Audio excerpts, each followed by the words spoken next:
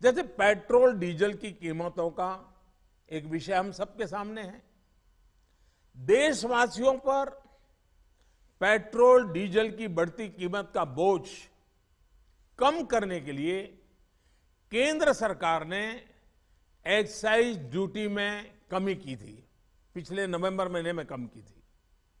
केंद्र सरकार ने राज्यों से भी आग्रह किया था कि वो अपने यहां टैक्स कम करे और ये बेनिफिट नागरिकों को ट्रांसफर करे।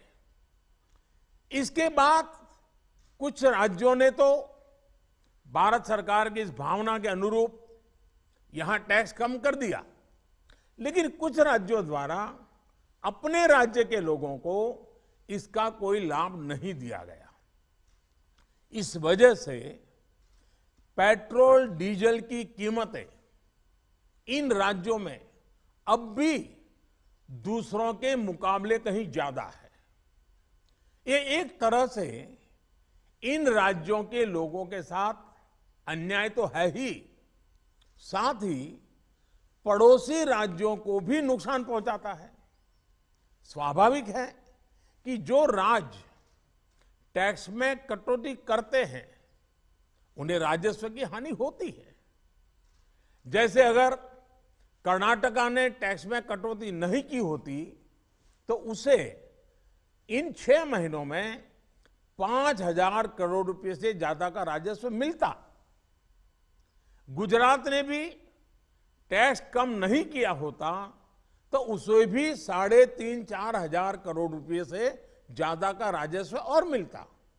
लेकिन ऐसे कुछ राज्यों ने अपने नागरिकों की भलाई के लिए, अपने नागरिकों की को तकलीफ न हो इसलिए अपने वेट में, टैक्स में कमी की पॉजिटिव कदम उठाए। वहीं गुजरात और कर्नाटक के पड़ोसी राज्य ने टैक्स में कमी न करके इन 6 महीनों में 3,500 करोड़ रुपए से लेकर के 5-5.5 हजार करोड़ रुपए तक अतिरिक्त राजस्व कमा लिया। जैसा हम जानते हैं कि पिछले साल नवंबर महीने में वैट कम करने की बात की थी, सबको मैंने प्रार्थना की थी, लेकिन कई राज्य, मैं यहां किसी की आलोचना नहीं कर रहा हूं, मैं सिर्फ आपसे प्रार्थना कर रहा हूं, आपके राज्य के नागरिकों की भलाई के लिए प्रार्थना कर रहा हूं। अब जैसे उस समय 6 महीने पहले कुछ राज्यों ने बात को माना, कुछ राज्यों ने नहीं माना। अब कई राज्य जैसे महाराष्ट्र, पश्चिम बंगाल, तेलंगाना, आंध्र प्रदेश, तमिलनाडु, केरला, झारखंड, किसी न किसी कारण से उन्होंने इस बात को नहीं माना और उनके राज्य को, नागरिकों को बोझ कंटिन्यू रहा।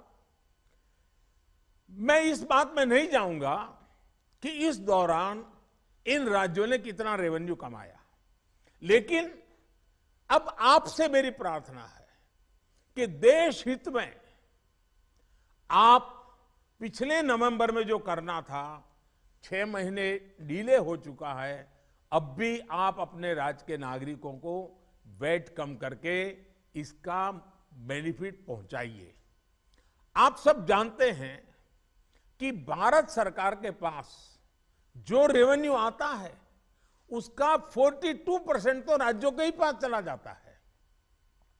मेरा सभी राज्यों से आग्रह है कि वैश्विक संकट के इस समय में कोऑपरेटिव फेडरलिज्म की भावना पर चलते हुए एक टीम के रूप में हम सब मिलकर काम करें।